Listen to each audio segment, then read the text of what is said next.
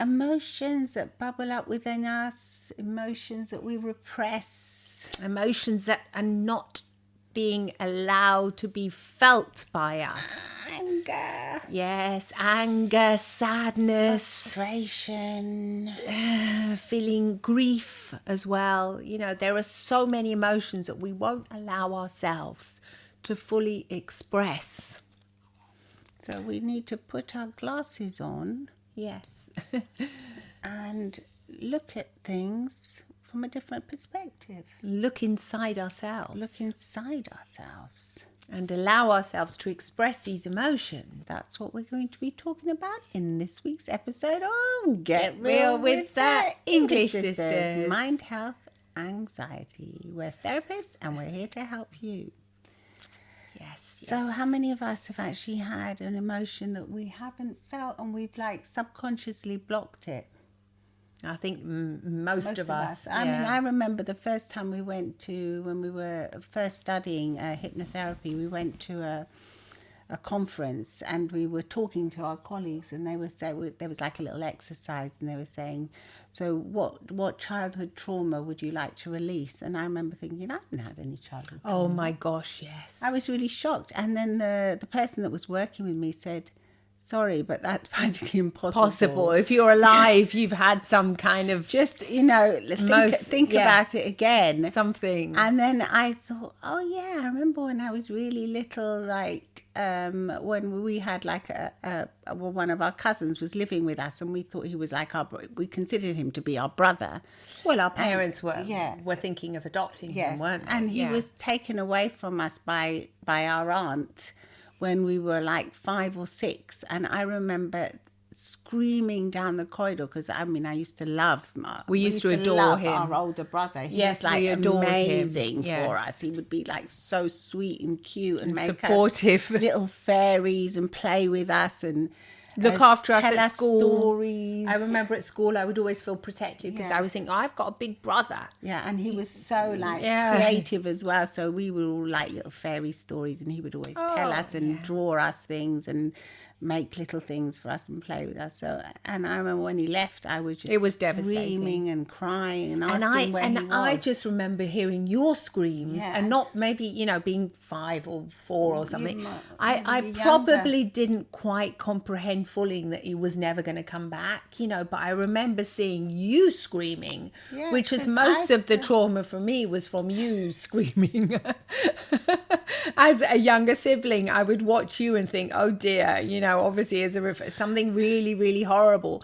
And, just seeing him walk down, we had these little narrow alleyways and just seeing him being taken away and then, and never coming back. And never fully allowing my sadness to come out either, because you would do all the screaming and crying, but I would just watch you and just repress it. Yeah, and maybe you would try not to scream and cry to comfort me. I would try and comfort you and try and comfort mum and dad as well. By being like the good one, the one that's not screaming, and then the one that's not causing a fuss. Yeah, and then our parents would always say, "Oh, Violetta's the one with the buttery feelings. She's delicate, and thank goodness you're okay. Come along."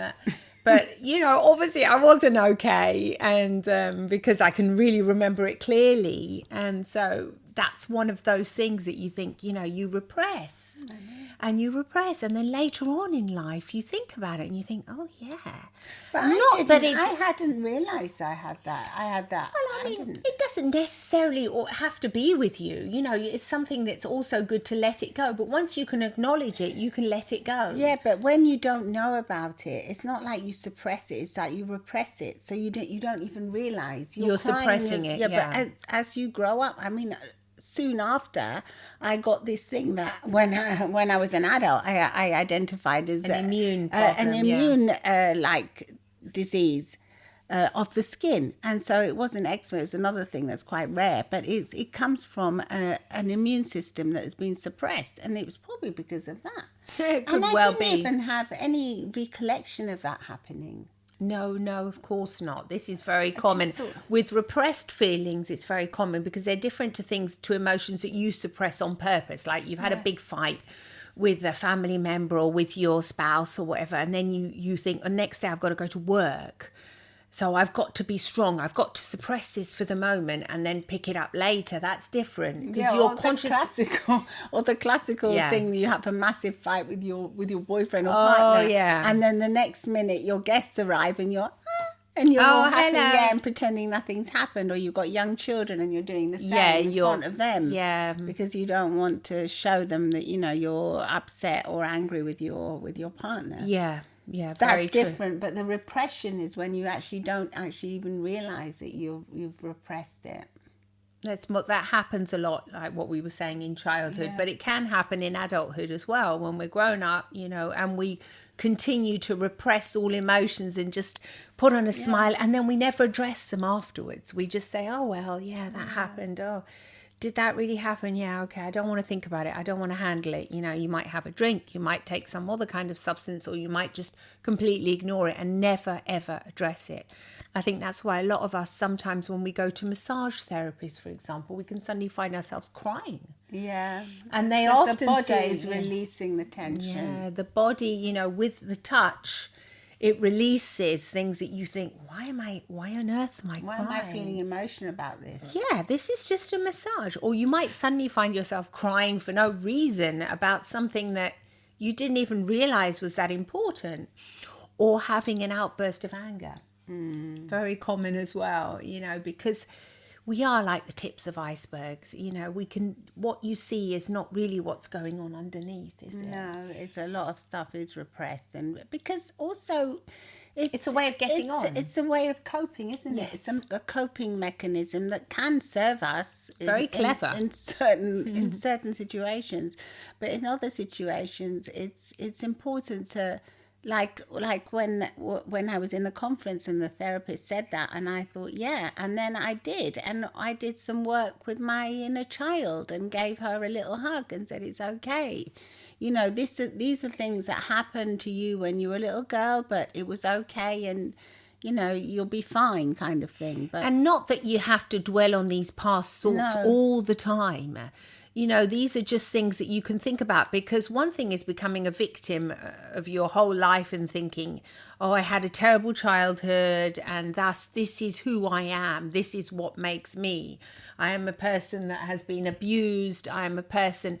And you constantly rethinking those thoughts is going to make you relive a situation that often isn't even true, because your memories are not often, they're very much misrepresented in your mind. A lot of the time they're made even worse. And so it's not that we're encouraging you to think about these things all the time.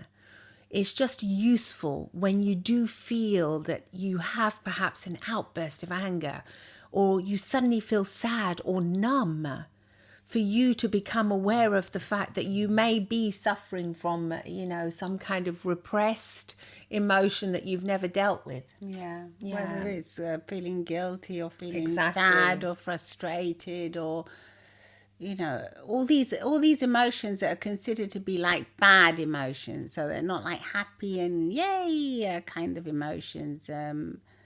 They have to be like addressed. You have to say, okay, I acknowledge you. I acknowledge you, and yes. I think it's okay to feel this, and I'm going to allow myself to feel this. Yes, this is And why. I'm going to allow my body to heal and my mind to heal. Do you remember there was another thing that, our parents were immigrants and they weren't well off. So once, my mum had an idea, our mother, she decided to have lodgers coming in. Oh, yes. And then, so we used to have people that would be living in our home. And... they were students. It was really... They weren't always students. No, once we had an alcoholic. Yeah. And this also sort of because I remember telling, my sister Violetta, I was telling her about why don't I really like having people in the house, and, why is this? And then I remembered it and I thought, could it be perhaps because we were always like in this state of... Tiptoe. Yeah.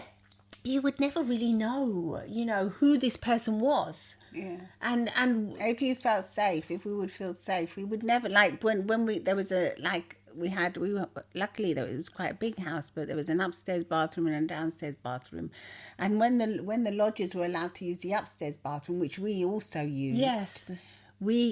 I remember always looking outside our bedroom window and seeing, looking down the corridor, is it free? Can we go? Yeah. And we'd run to it and then shut the door, lock the door. Is it safe? So Yeah. it was always feeling, we would never feel 100% comfortable that it was just our family, safe little nucleus. That kind of undid that, that.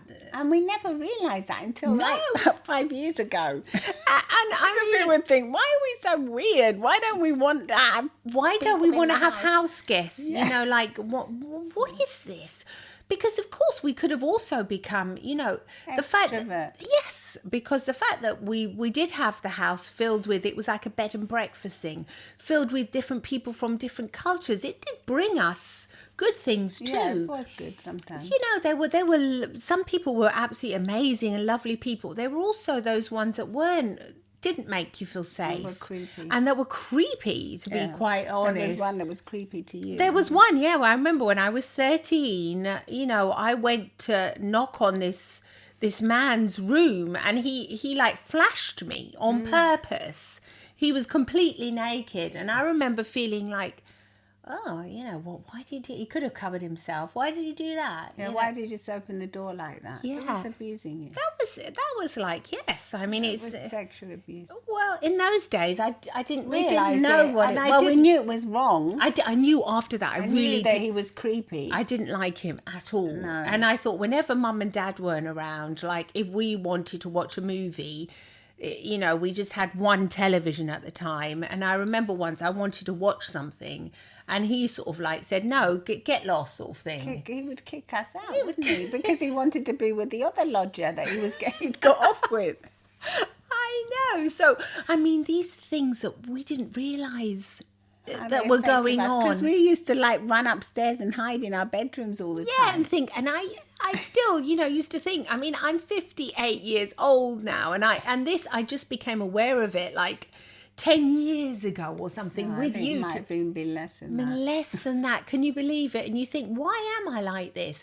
So what we're saying to you is that you are like you are for a reason. There is stuff. It's just life. Life happens. And it's not that you're a victim or whatever it is. It's just that things have happened to you that have made you that way. And it's useful sometimes for you to just acknowledge that and say, well, that's okay. And it's also useful to get over things. Like I remember once, your sister-in-law was hilarious. She was funny because I said, "Oh, we don't like hosting dinner parties because our mum never liked cooking much, and she was always a bit nervous about having people over." And she said, "Yeah, but you're not your mum, and look how old you are now. That's a bit of an excuse, isn't it? What are you telling me now?" She was laughing and saying, "Hey, I think you're using this. Yeah, you've hung on to this for a bit too much, for a bit too long. Yeah, sometimes you can self-sabotage yourself with certain thoughts and thinking, having these limiting beliefs about yourself that are just no good. But sometimes it is useful to acknowledge, why you're feeling the way you're feeling. I think it's useful, and then you can work on it as well. You can talk to a friend, you can talk to a therapist. Yes. You can read self-help books or self-improvement books or psychology books. There's so much out there now. You can watch your YouTube videos. Exactly. There's so much help out there. It's important, the reason why they're unfelt, these emotions are meant to be felt. And if you can't feel them at that exact moment, you can put them and say, okay, I'm going to work now. When I get back, I'm going to feel this, though.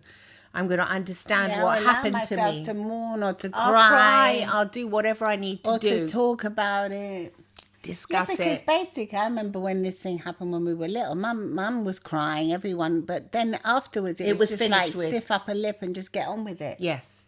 It was finished. Yeah, it's not as if we would talk about it in the family all the time. That was a problem, because if Mum had said, I feel so devastated, I'm so sad, and Dad had acknowledged it as well and said, oh yes, he's gone now. I mean, he was his son, for goodness. And we had all big hugs in the family and hug. I mean, our mum used to hug us all the time. But it wasn't acknowledged. It wasn't hugs for those kind of reasons. Never. It was just hugs, I love you unconditionally, but it wasn't, oh, you poor little one, you're feeling sad, let's have a hug. That would have been so important if that had happened. That didn't happen. No. No, it was just pushed away. I think they repressed it themselves. They repressed it as well for all their they lives. had they had so They much were just trauma. about They to had sign the trauma, papers. Yes. So I just recently discovered a letter. Yes, you found it. Because both our parents are deceased now, and I recently discovered a letter where they had from the Home Office that they were about to sign the papers. Yes, that's what I mean. We didn't even realise it, and it was never ever spoken about. He would just send us every now and then random little letters with his beautiful little drawings. Like if it was Easter, he would draw a really pretty little Easter bunny. But that was it, that, and he got disconnected from us, and I can only imagine the trauma he had as well, But anyway, that you're absolutely right. The fact is that what's healthy to do nowadays is, if you do have children as well, is to acknowledge, allow them to feel, allow them to think, oh yes, it is really sad. Your best friend is moving schools. That's really sad. And allow them to feel that, because that's another thing that can often frequently happen. Exactly. So there's a lot. Allow yourself to feel and let us know what you think. And do come and see us on YouTube and listen to the podcast, wherever you get your podcast from, and send us a text message. We love to hear from you. Lots of love and smiles from the English sisters. We are therapists and we are here to help you.